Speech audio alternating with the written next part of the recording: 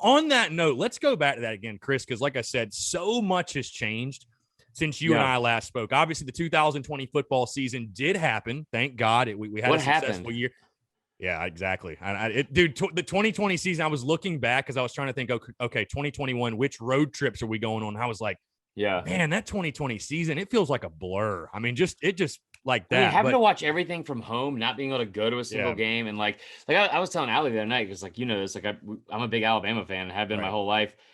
I've never enjoyed a national championship less than like last season. Cause it was like, there's a lot of factors that go into that. I think just because of like, I mean, like the year in general was tough, right? And then you also have like the election going into the end of the year, and somebody that works in social media, that was a nightmare. And then it's like, so just, and then people really quit like halfway through the season if their team kind of sucked. And my team was doing great, so I wish everyone would have stuck around. But no, it was one of those weird years. But like, I honestly think that like the ability of fans to be back in a stadium, be back in their element, is going to just do wonders for college football this fall. Yeah, we strive to have your problems, by the way. I'll say that. But again, back to what I was saying. 2020 happened. Will Muschamp got fired. South kind of went on the coaching search, which it was crazy, by the way. Side note, how all of us last summer were talking about, COVID year, there's a built-in excuse, all these buyouts. Yeah. Nobody's getting fired. It's a free pass for everybody. Bro, the chopping block just came down on SEC coaches left and right. And Will Muschamp certainly was one of them.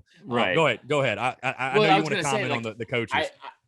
So I kind of thought that was kind of a crazy outlook to have on it. And I think, I mean, you talked to my former podcast host and buddy and coworker, Connor O'Gara, last week, and he was a big proponent of that. And he was saying, he's like, there's no way they're going to fire anybody. And the reason why I used to joke around about this is that like Nicole Auerbach said the same thing.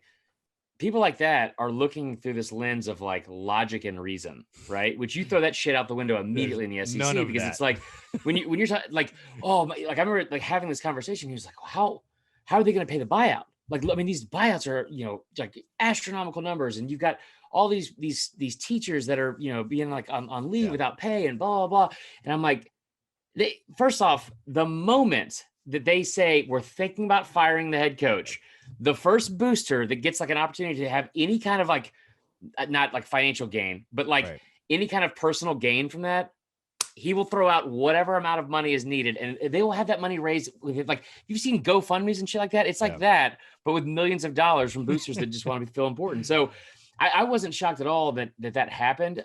The fact that Derek Mason got fired was pretty shocking. Yeah. That was about the only one. Yeah, it was one of those things, again, back to like kind of Connor's side of things where it's like, and I told him this, that it's easy to say that in June and July. And, when you've lost, when you're South Carolina and you're giving up 159 points in a 3-week span, it's a lot harder to say, it's a pass. Like it's much harder to sit there in that moment and say that. And again, like I said, Will Muschamp gets fired. South kind of goes on the coaching search. A lot of people thought it was going to be Hugh Freeze, Billy Napier. There were some other names tossed around. Shane Beamer gets the job. I'm curious to hear from your perspective. Again, you're a Bama guy, but you're also a national college football analyst. Just what were your overall thoughts on, number one, South kind of pulling the trigger on Will Muschamp when they did, the coaching search as a whole, and did them landing on Shane Beamer deciding he was the head man for the job? Yeah, so it was weird. Like I was glad they pulled the trigger on firing Muschamp. And that's a guy that, like, I think that a lot of people, he drove a lot of people crazy because it's like there were good performances, but it wasn't like the whole body of work was never even close to being good enough. I mean, like his best year was what, 8-5? It was a 9-win season in 2017, but that same season they were down 16-0 to Louisiana Tech at the end of the third quarter, and somehow came back and won that game. So a lot of people say, was it 12 other games? So yeah, it's like, was it smoke and mirrors? I mean, that South Carolina like had one of the highest turnover margins. They forced like an insane amount of turnovers. They won like 6 games, 1 score game. Yeah, exactly. So it's kind of, you look back and so when you see what they did against Georgia in 2019, and I remember like when that win happened, as somebody that's grown up in the state and is not a huge fan of Georgia, that was awesome. I remember I've seen like your videos, you were going nuts. It was a great day. But as soon as it happened, I was like, oh shit, they're going to be stuck with him for like another, like it just gives him basically another contract extension for several months. So he can go sit out the lake over there at Lake Murray. But I mean, so when they hired Beamer, like, cause I thought if you hired Napier, like he was like just going through some of the names that were big. Obviously, Hugh Freeze, Napier. I got that feeling that Hugh Freeze thought he was too big for that job. Right. I thought it would have been a great hire if they had Freeze, because the way I look at it with South Carolina is you're not going to out recruit Georgia strictly from the fact that the in-state recruiting in South Carolina, while it's been good as of late, and you've seen the years where they've had Clowney and Lattimore and all that kind of stuff, and Gilmore and those guys, they've had really good prospects come out, but on a consistent basis, they haven't. I think like 2 years ago, Muschamp signed like the top 5 or 6 players in the state overall. Over Clemson. And I will, and I will say too, not to cut you off, but not to knock South Carolina's recruiting efforts, or I mean, I guess I don't care if I knock Muschamp, but I think we'd probably both agree South Carolina benefited greatly recruiting in state because of Clemson's success, believe it or not, because they don't have to recruit those guys. I mean, just call it for what it is. Be honest, because I've told buddies, I'm like, dude, if Clemson really wanted them, you don't think they would have gotten half of them? Yeah, at least half of them. I mean, and the thing is too, like there's other states like Louisiana's big on this, where it's like you put a fence around that state, you don't want anybody to get out, and you didn't really see that as much like with Clemson. So that's a really good point.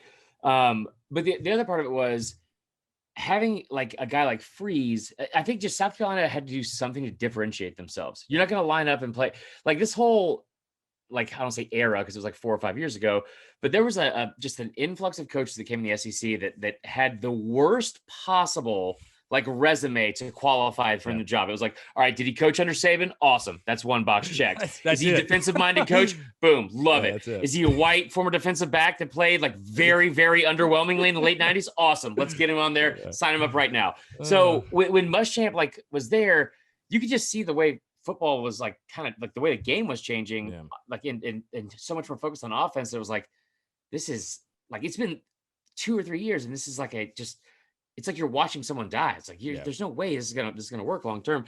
So when I thought they needed to find somebody to differentiate themselves, like, and not in a way it's like the triple option or like that, but like figure out what you can do that is going to be different than UGA, different from Florida, but still make you compete with those teams, especially in that division. And like when they hired Beamer, I was like, what? Like, never heard of a Beamer that's not named Frank. So I was, honestly just kind of ignorant to the whole him as a person and his career and his resume and all kind of stuff. And honestly, like I made it a point not even to like look up his resume because like I don't know, how to like judge the people who hired him. Well, I guess Ray Tanner. I want to say that person was smarter than I am, but I don't like Ray Tanner. So no comment. Yeah. Maybe the bottom line is like I didn't want to like read just stats on a page or numbers and wins or how many places he's been to make this, to make a decision on how good of a hire it was. Yep. But the moment he had DJ Swearinger, Connor Shaw, Lattimore kept on staff, and he started bringing all these guys back, and he started bringing guys back from that era, which is like the peak of game. Alshon Jeffrey's been around the building all week. Melvin Ingram. I mean, all right. All and guys. They should be every offseason. They should be having workouts there every single offseason. You want those guys back as much as possible. And the fact that wasn't happening before is like kind of bizarre and odd. Stephon Gilmore was in town 2 weeks ago. Yeah.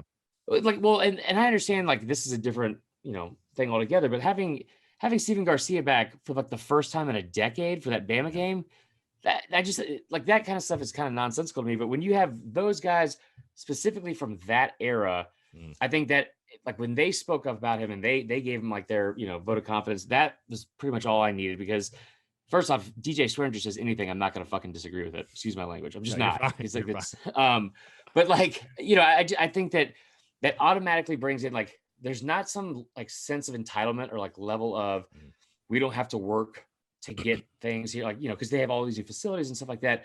When you start bringing back those guys that demand respect as soon as they walk in the building and they're vouching for this guy, that's such an easier transition to have as a new head coach.